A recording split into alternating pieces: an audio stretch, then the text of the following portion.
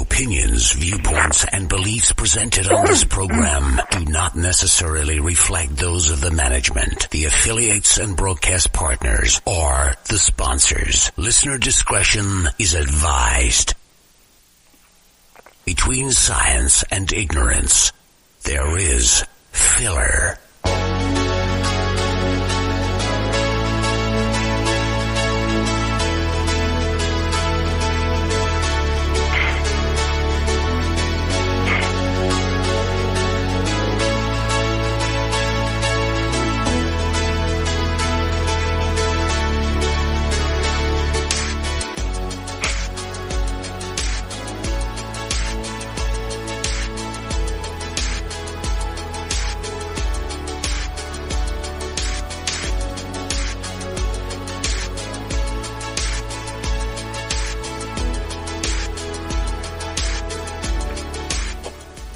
And good evening, everyone. This is your host, Wes Forsyth, and this is Paranormal Filler. Sorry I was a little slow on the draw there to get on the air. Basically, if you've been following my misadventures over at Paranormal Filler, you will know that since I've tried to add this whole membership feed thing, everything that can go wrong with the computer, and the computer still function, has gone wrong. But basically tonight, the video looks like it's broadcasting, but I don't think the audio is going out as it's supposed to. So I still got to work on the video a little bit, but if you're listening live, open the radio player and everything should be fine, and you can still watch me. That's the way things work around here. My guest tonight is Frank Bennett, and he's the author of Aberdeen Wildman. There's the book, Encounter with the Aberdeen Wildman, a true story. But tonight we're talking conspiracy theory, so I'm going to bring him on here in just a moment. If you follow me on Twitter, then you'll know that the topics of interest today and over the last few days, let's see, we went from the incredibly bad haircut that you can see if you remember right now, because I got a really bad haircut this week. So I'm just waiting for it to grow back. And today, what was the topic today on Twitter? Oh, yes, it was the fact that I fold socks. Why that was so interesting, I don't know. But, ladies, someone thought, oh, wow, I sound like the perfect guy, apparently, because I'm willing to fold laundry once a year. Let me make it very clear. The only reason I folded my socks was my wife, in protest, throws them in a laundry basket, and every day I go out and pick out a pair of socks. I am a little anal about making sure my socks match really good, but otherwise, she was getting ready to fold them, and I felt guilty, and I helped. There. That's about the highlight of my allure to you ladies. Paranormal Filler, I do want to thank LiveParanormal.com. We were just talking in the chat room. Apparently, Rob over at Live Paranormal has been in a vehicle accident. So he's probably destroyed his body again. And my sponsor is Ken Boggle's House of Cards, tarotbyken.com. Everything's running off tonight. I am frazzled. I didn't have any show notes. I always sit here, but because I was fighting with the video. Anyway, not your problem. I get it. Mr. Frank Bennett, welcome to the show. Wes, it's great to talk to you one more time. Always a pleasure to talk to you, Frank. And now, everybody, just so you know, I get along really great with Frank. He's a lot of fun to talk to. He's one of the most interesting people I know. But he is also one of the people that I am fairly sure that he with all of his heart, he believes I am going to burn in hell. So, not a problem on my end. I mean, you know, I am what I am, but I do love talking to you, Frank. Wes, the feeling's mutual there, guy. Now, tonight's topic, Frank is big on conspiracy theory, and it's something you know what, it's one of those things, I'm always interested in it, Frank. I don't always know what is solid and what isn't, so, you know, I kind of take it all in and into that little box of mine and see what kind of filters to the top. But we're going to start tonight, Frank, with my own, I think this is the foundation of modern conspiracy theory. Well, before you start in Sure. with that, Wes, can I give you a conspiracy theory that I think is in play that is a recent event for me? Sure. You're going to love this, but I really honestly believe that the movie industry is conspiring to keep certain people from seeing certain movies. I don't know why, but let me tell you why I say that, because I was up most of the night last night, didn't get in until early this morning, because my wife and I tried to go to the drive-in theater last night to see a movie we've been dying weeks to see. Yeah, that's right, we have drive-ins down here. Yeah, we suffer where I live at, but tried for weeks getting to see this movie. Been driving by for weeks, seeing the name of the movie on the marquee. Said we got to go see if it's been running this long. It's got to be good. Finally, got a hole in our schedules. Got in there last night, parked, waited and waited and waited. They never showed the darn movie. After waiting long enough, we just got upset and left. We're probably going to have to wait for that thing to come out on DVD. And you know what the name of that movie is? Knowing you, I'm guessing 13 Hours, but what's the name of the movie? Closed for the Season. Oh, you God. You suck. You made me sit through that whole story for a damn punchline. Anyway. Hey, I'm just doing what I always do, filling holes. Yes, and you're great at it. Okay, before we even get started with the conspiracy theory stuff, now I've read your bio last time. Have you ever had a job in your life that is not male-dominated? Oh, dear gosh, yes. Like what? Well, I mean, did a lot most of your work for jobs are like bodyguards and construction foremen and brain surgeons. Well, let me tell you, we call it personal protection in the entertainment industry, but in the mid-'80s, I took a week-long assignment down my way to be a bodyguard for Tammy Wynette when she was on the road. And that was a female-dominated industry you can get to like, because she was something else. I totally dug that. Well, okay, moving on now. Here is my conspiracy theory. Now, this is where and you might actually be able to expand on this because I know you're going to agree with it. I believe all the things that we call modern conspiracy theory started about. Now, personally, I throw the number 30 years ago out. The number has been thrown back to me closer to 50, but maybe in this part of the country, in Kentucky, we didn't notice it as bad because we're a little behind times. But I think that someone somewhere made the conscious decision to dumb down the population of the country through the school system. Now, when I say dumb down, though, I don't mean don't teach them math, but I mean turn off that little thing that makes people want to learn more than what's in the textbook, more than what they read in the newspaper, more than what they hear on the radio. In other words, turn off that little curiosity, that little filter we have, just so that we accept that point of view. Accept what you read, accept what you're told, and never want to dig any further beneath that is what you're trying to say. Exactly. And I think it was a conscious effort to have that taught through the schools, and maybe it was a gradual encroachment, but I don't think it was an accident.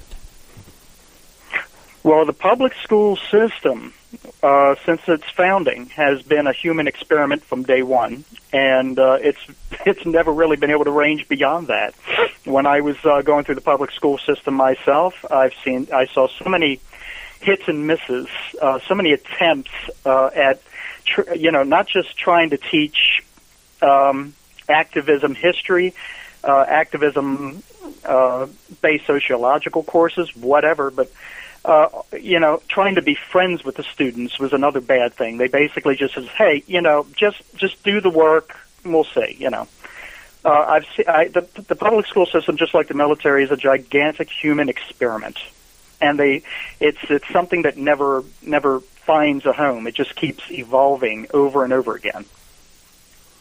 As a matter of fact, something that has eventually become very good at, you'll find this on my webpage, is that public school systems all over this country are actually selling data to markets. And you're required by law to register with the public school system, if not a private school. So all that information that you give the public school system is sold to third parties. It's become good for that.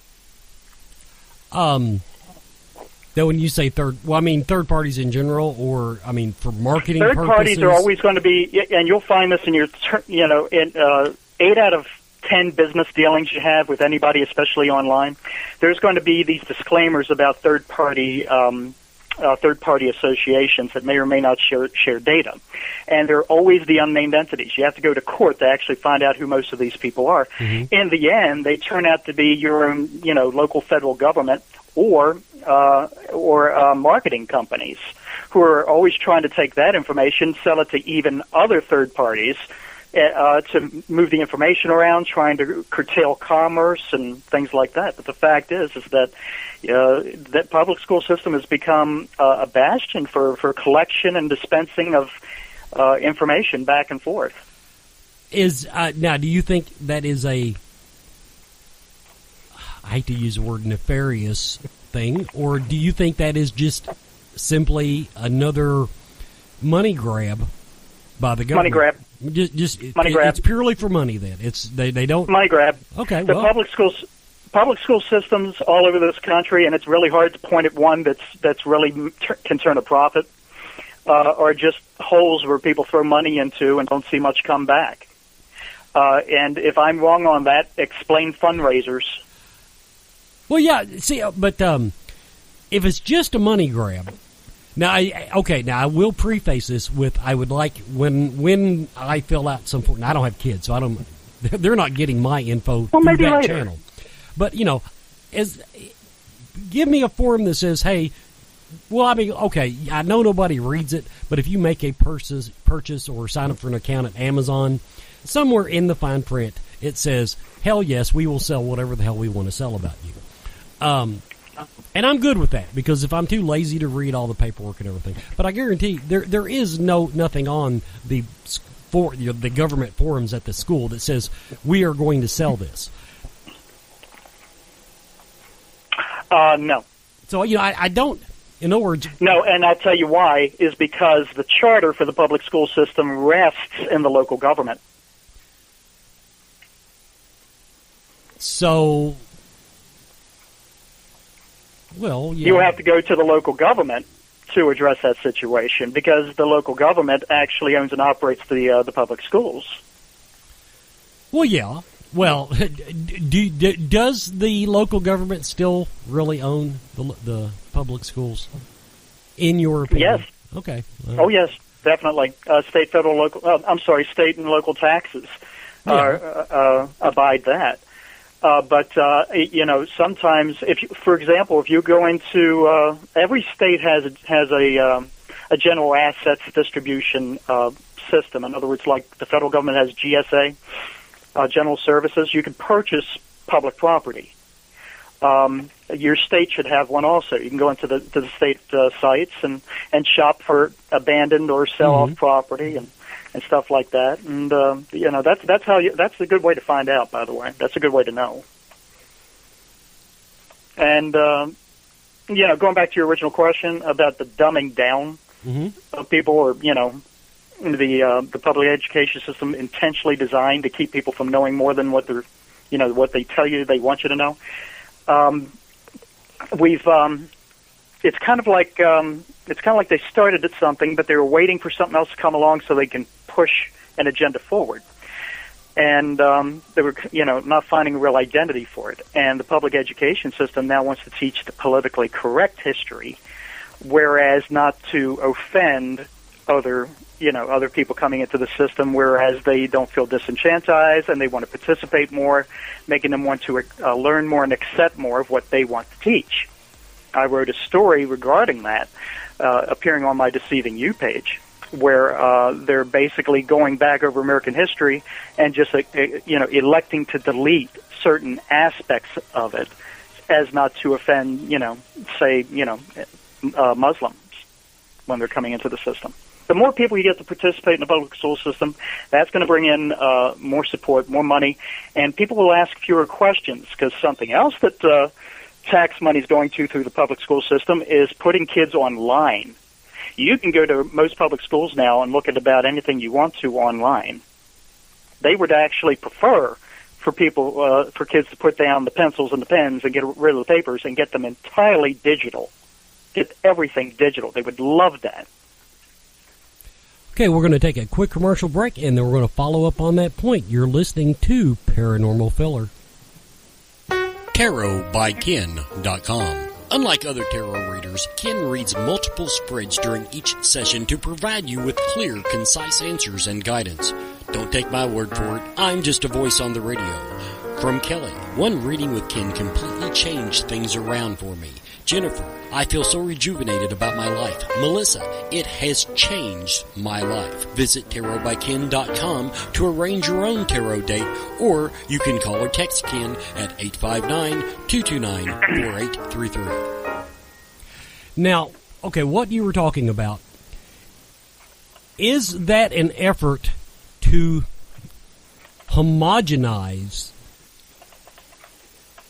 the educational system to move us into what is commonly called the one world government? In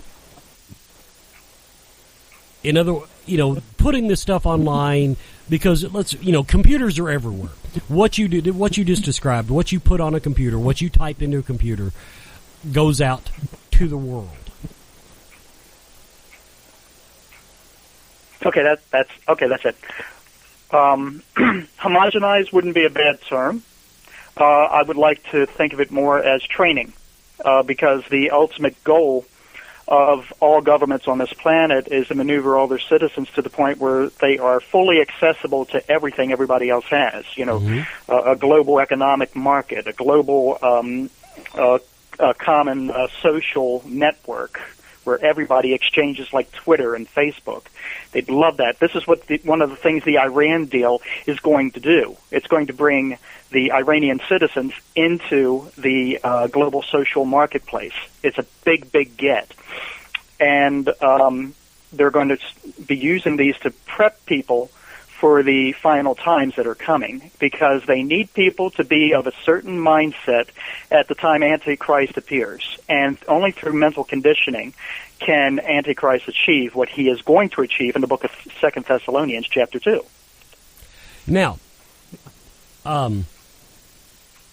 the one thing I've noticed, now this is where I think, to me it looks like it was something that backfired. Maybe it fits into your idea. But in the process of dumbing people down, I don't think anybody that, when they planned this, I thought they thought everybody would just be sheep and go along with it. I don't think on either side of the spectrum, and when I say spectrum I mean left or right, conservative, liberal, I don't think they saw the divide coming between the two that manifest in the hatred, the anger, and the spite that we now see in political life and online.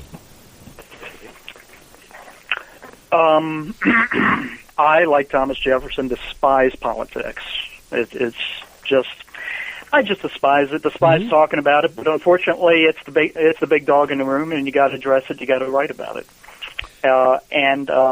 Our political, we'll do politics different from this, but quite frankly, it's really tough to say we're dumbing down people when we're giving them access, more so than ever before in history, to so much diverse information from all over the planet. The real focus you should honestly have is not so much maybe dumbing people down, but oversaturation. Oversaturation of information will cause mental fatigue. Mental fatigue is an important thing, because when you've worn somebody down, you can overcome them. That's our education system. Okay.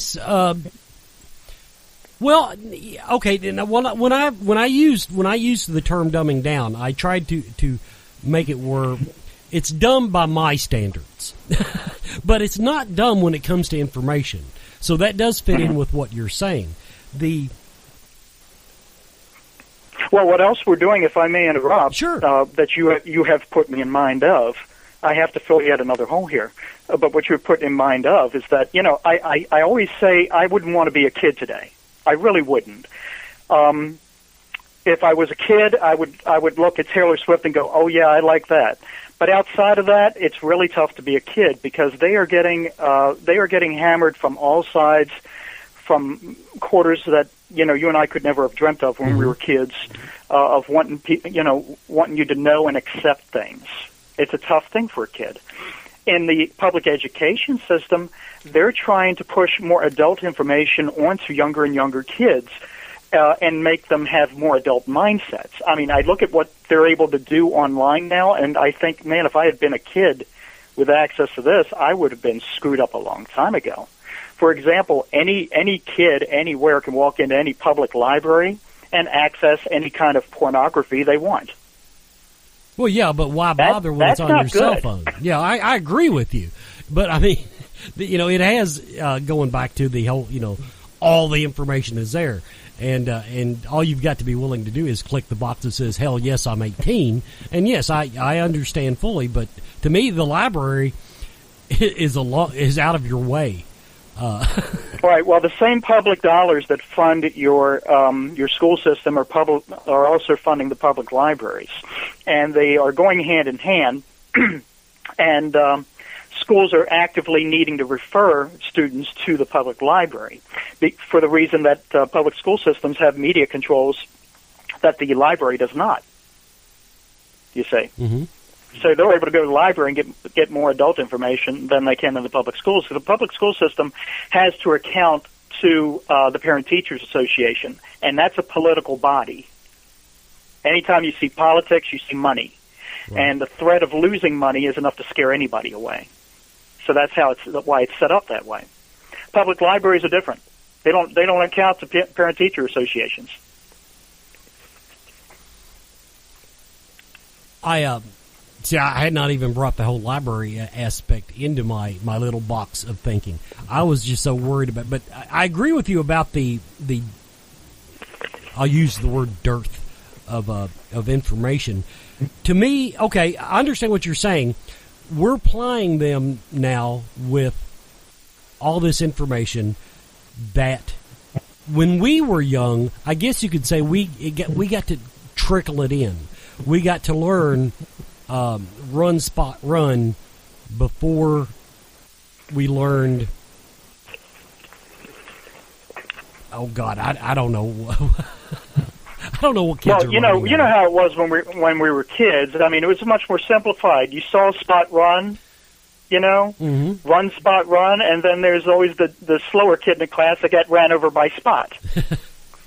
And I keep wanting to go back to the history aspect of it. I remember when I was young,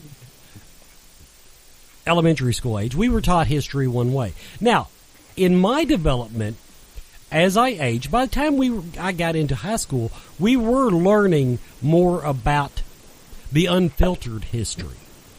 But there still was that patriotic, ideal, manifest destiny, and everything behind it. I won't say that they just threw it in my lap, but I think by letting that be fed to me on a slow drip, now maybe it's the argument can be made. Maybe that's the wrong way to taint my perception, but I think now where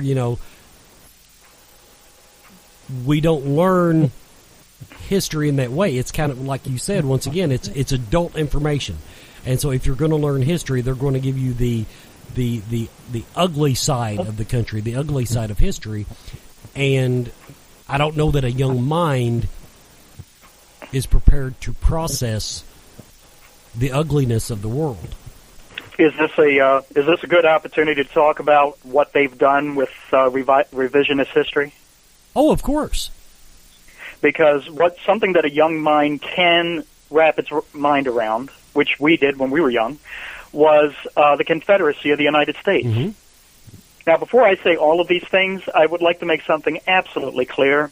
My ancestors came to this country in the first or second wave of immigrants from Europe after the Civil War. Never had anything to do with civil rights or slavery in any way, shape, or form. But for some reason, I live in a world today, because of color of my skin, people up and assume my ancestors must have up and owned slaves at one time. That stinks. And kids are being raised to think the same way. And what I have watched only in 5 years was a very heavy, concentrated effort by the media and by government in this country to essentially squash out and whitewash the meaning of the Confederacy of the United States. And that makes me very angry. Because, and it also kind of concerns me, because if they can wipe out the meaning of the Confederacy as only meaning, hey, owning slaves, that's what people think this Confederacy was about, the right to have slaves and hurt slaves, and they could do that with many other things in history, and they're trying to do exactly that. Now, I agree with that point completely, and of course, where I was raised in Kentucky, of course, we didn't even join the Confederacy until after the war was over. We're that, once again, we're that backward. Travel slow out there. But going to what you're talking about, now this is why I put the tag of 30 years on it. When I was raised, I was taught that it was, in fact, now this argument can be had, but it was about states' rights on the forefront. But when it came right down to it, it was an economic issue. And slavery was part of that economic issue, for better or worse. And it wasn't that the South, for the most part, gave a damn about, because most people didn't own slaves, but it wasn't that they gave a damn about whether they could own slaves. They didn't want to be told, you have to do this tomorrow. They didn't. Oh, they had generations to work it out. Yes, they wanted. In other words, they wanted the cotton combine before they got. I hate to be so crass about it, but that's what they. And so when people started pushing them around, that's what pissed them off. Now you can, now slavery was obviously an important part of that, but I don't think they thought of it in those terms. Mm-hmm. Well, let's be absolutely clear about the history of slavery. The United States of America, when it came into being, slavery was already in place because it was impressed upon them by their former owners, the British Empire. Mm-hmm. Other nations who, no living U.S. citizen ever went to Africa and abducted a slave and brought it to these shores. It never happened. However, all the genealogies of the slave people who came from Africa were abducted by French, Portuguese, British, and even some. I was sort of looking at Danish peoples to be put into the circle, the Great Circle, which was the slave trade from East Africa to the West Indies, to the Bahamas, and on to the United States, and then that circle takes the produce of cotton and other goods right on back to the UK and to Europe. And that was the Great Circle of that movement. This country was founded on it. But here's the problem: is that when this nation was in the process of ratifying its constitution, we were not offering the South anything other than what they already had in terms of financial stability. We did not give them any other industry but what they had. We weren't sending shipbuilding down there. We weren't sending factories down there, or nothing. This is all they had. Okay, we're going to pop in one more quick commercial break, and we're going to take this topic to its next level.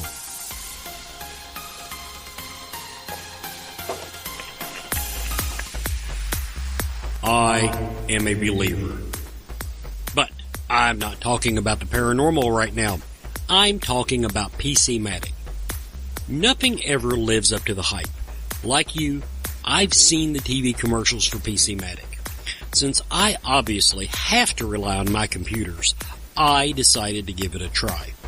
Now, do you have an older computer running maybe Windows XP? I do. And it's running like it's fresh out of the box.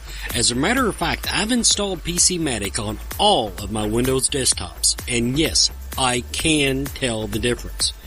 So, if your computer is running slow or crashing, or if you just have to rely on your computers like I do, go to my website, paranormalfiller.com. Click the PCmatic banner and then try one of their free scans. PCmatic, for speed, stability, security, you won't be disappointed.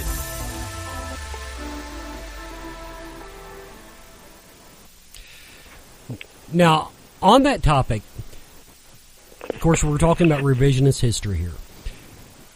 My problem with it, even because I can look back at it and say, okay, let's say the divide was how it's portrayed. North versus South, slavery versus non-slavery. But my problem is, even if you look at it from that darkest view, which there is an argument to be made, my problem is trying to remove that from the lexicon, trying to sanitize even that view to the point where if you remove the symbols of it, to me, eventually it gives you the opportunity to rewrite it however you want. Yes, and who are they who are writing the history anyways? Well, in the olden days, it used to be based on the news and the people that wrote books about what were going on in their time. Because without the filters of time, you can get you might not get the viewpoint that you're looking for, but at least you will get the emotion of the times. Looking at the Constitution without looking at the Federalist Papers, to me, is practically a waste of time. But so many people now want to make the Constitution applicable to the way we look at things today. The Federalist Papers are an edict of thought. It's a destination of popular thought for rights and liberties and things like that. The Constitution is a legal contract. That's where the difference lies between the two. Oh there's a big difference. I'm just saying though, to understand one, I think you should be familiar with the other, so that you understand the mindset of why this particular amendment says what it says. Mm-hmm. Oh, yes, absolutely. And to wrap up, I'd like to wrap up that point about the Confederacy, if I may, is that here's something you're going to love. I ran this on my site for a few weeks. Former Confederate officer Nathan Bedford Forrest, who's infamously known for starting the Ku Klux Klan after the war, his grave was actually removed from Memphis, where it had lain since his death, outside the town into an obscure cemetery where about nobody goes to, simply because the city of Memphis didn't want that grave there anymore because of its association with the Confederacy and slavery. So this is political correctness reaching you from beyond the grave. Yeah, I'd say judging you from beyond the grave. I like history, warts and all. And I like getting into the mindset at the time. There's Bill O'Reilly produced a thing on Fox, but it's I'm not talking about the O'Reilly factor. He does this thing on the old Wild West, the legends, the cowboys, and I realize this is really dumbing down from the conversation we were having. But I like the series because the premise is they go back and they look at the news articles from the time, and they try to find out what created the legend versus what really happened, and that's something. And the way I was taught history, that's, once again, I think that's the way we were taught it. We were taught the pretty part, and then we were taught the underlying ugly parts. And now I think people are just taught the end result, the ugly parts and all, and the ugly parts sound really ugly. But if you don't understand why they were ugly at the time, then I think that it will taint your interpretation. Well, it's a little tough to teach trench warfare from World War I without talking about death. That's a fact of life. But you don't teach that to kindergartners. No. You just teach that there were bad people, and I don't know that I learned World War I in the first grade, but once again, it was something that I guess you could say it was taught. We were told the outlying reasons behind it, and then later on, we were taught more in depth. And then, if you really had a passion for history, then you could really dig into it in more advanced classes. But in this dumbing down, and I know you hate that word, but I think once again it goes back to create that divide has been created between the people that still, and maybe it's old versus young, but I see a lot of people my age that really hold that hatred. And when I talk politics on the show, I don't try to get political, but I don't understand why two people can't sit down and explain their views and try to convince the other person, rather than where it's gotten to now, where it's good versus bad, evil versus goodness, dumb versus enlightened.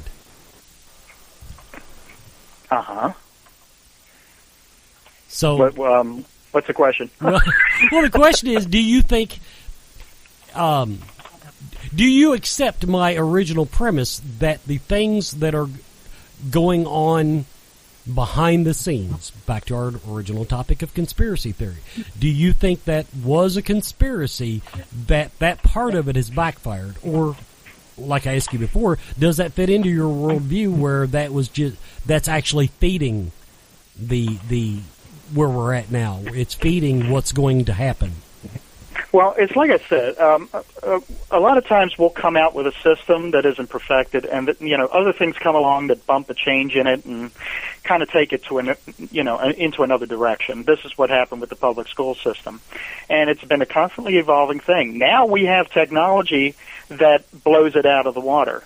Now we have technology that makes people go, well, what do we need a public school system for? We got this thing. And so everybody who wants to make money and stay relevant is trying to figure out a way to climb on board the technology and keep, the public school system relevant.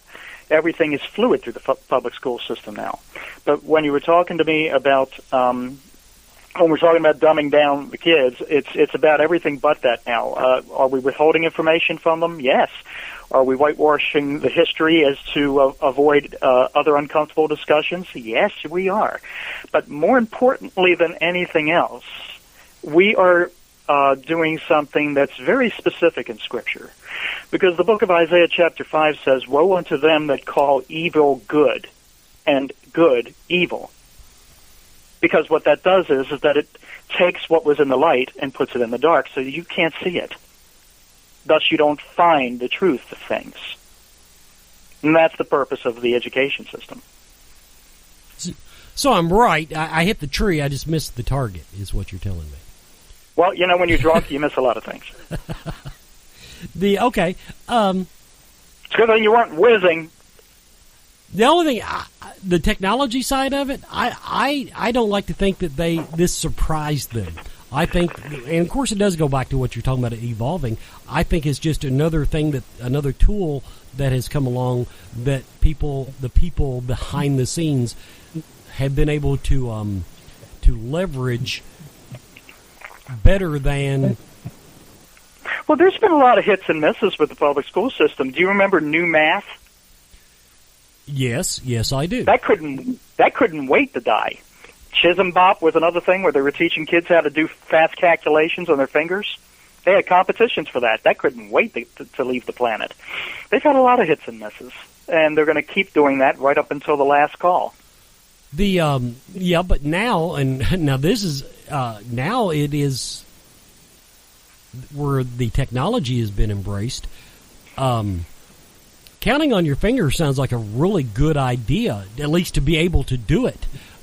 Because it's an abacus. I mean, let's face it. I used to use my fingers for that quite a bit. Nobody taught me to do it. I just figured out I've got 10 of them. I'm on a base 10 math. I can, this will work out just fine. But yeah.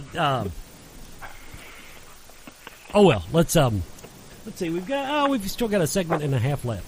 Okay. So I'm on the right track, but there's so much more going on. Let's right now. Where do you think we are in the progression towards what would be called the end times? End times is a generalized term because of the word times. Mm-hmm. Times can be extracted to mean various things, signs of times and things like that. It is not a definitive period of time. Good pun. It's not a definitive period, number of days or weeks or anything like that. I could easily say, in the times I lived in, blah blah blah. So it's a vague term for sure. But you see, the way Scripture is written, Bible prophecy is written for the entire world to see prophecy unfold itself at the same time. So all the people of the world will realize to themselves these are those times. Now let me interject a question here. The prophecies of the Bible, do you think they were a cautionary tale to try to give us the information we needed to save the world? I think that's grandiose enough. To save ourselves, to save the world. Or do you think that it is just a something that we have not fully interpreted yet, that does lay out, this is going to happen no matter what mankind does. This is going to happen. This is going to happen. How much time you got for this? We got another hour. Oh, no, I meant before your next break. Probably 5 minutes. Good. Let me tell you what Bible prophecy is and what Bible prophecy is not. Bible prophecy is not predicting the future.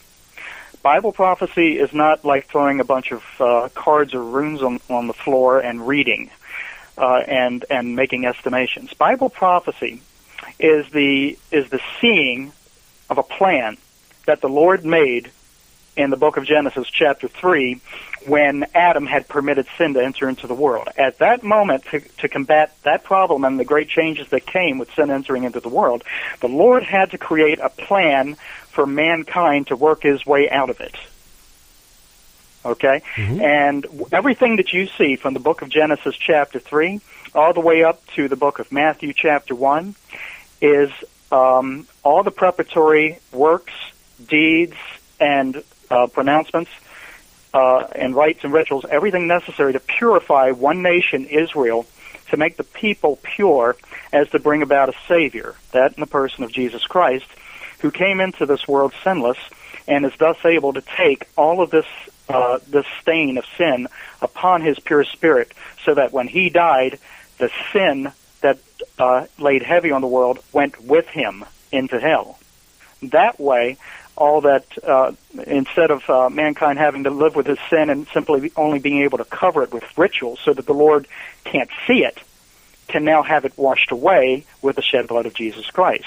That is the sin redemption plan.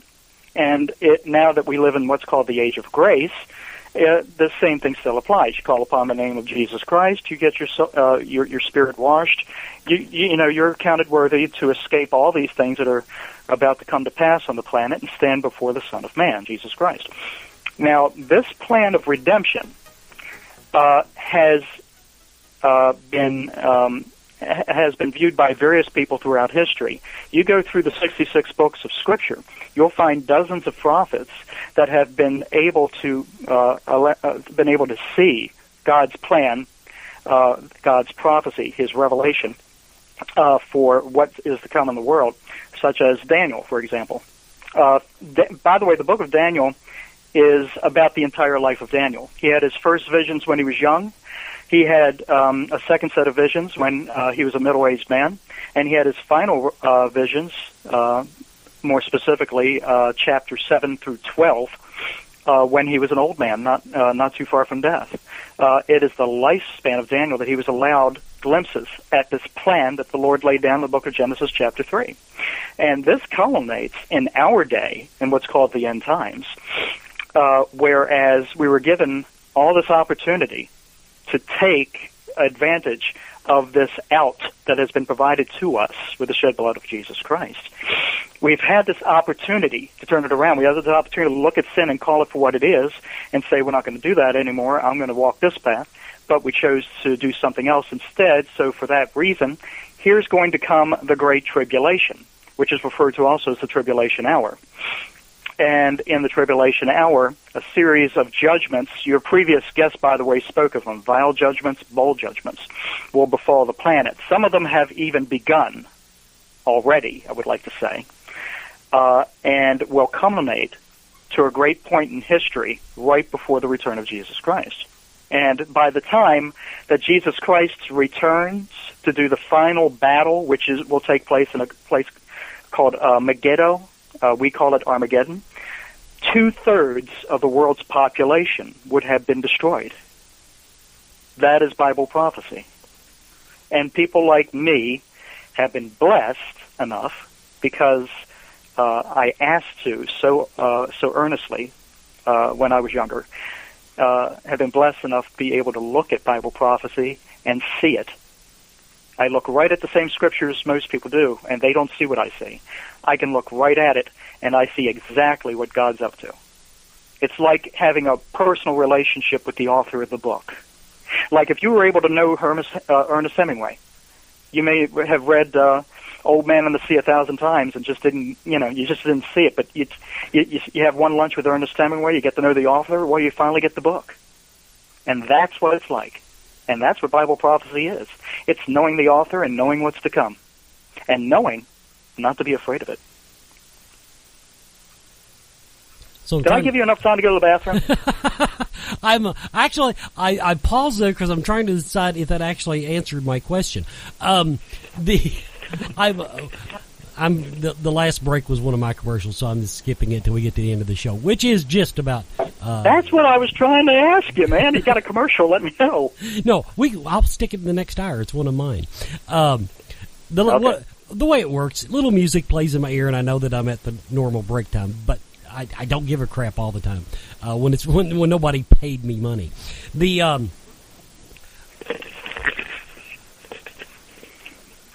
Does God say this is inevitable, or does God say these are the signs, get your act together? Bible prophecy is not subject to change. It is not something you can prevent. It's not something you can in any way, shape, or form distort or prohibit. It is not subject to change in any way, shape, or form. What is predicted in Scripture will occur. Okay, so now that answered my question. That so the real question is, those of us who know we're not worthy. Should we just give up? I know what I should do, don't get me wrong, but it's not my job to tell you what to do. I mean, right. You were created an individual being. Everyone within the sound of my voice get this. The Lord made you a unique and individual thing. And the most unique and individual thing about you is your ability to choose. I have more respect for an atheist that does everything wrong you can imagine, curses God sun up to sundown, and says, I don't believe in God, and that's the end of it. I have more respect for that man than I do half of the Christians I see walking around toting Bibles, and when nobody's looking, turn into the worst people you could ever hope to meet. No, I can't. Because that person made a choice and stuck to it. Right. That person made a choice by their own convictions, and they followed it. And by your own convictions, so are you led. Gotcha. Okay. we're going to go ahead. We're going to close out this segment of Paranormal Filler. Frank, you stay on the line. You'll hear music, and then you'll probably hear some clicking and stuff. But everybody, this has been Paranormal Filler, the first hour for January 17th. If you're listening on WIHGradio.com or Spreaker, you'll be able to continue the live feed after the top of the hour. Thanks, everybody, for tuning in. Paranormal Filler.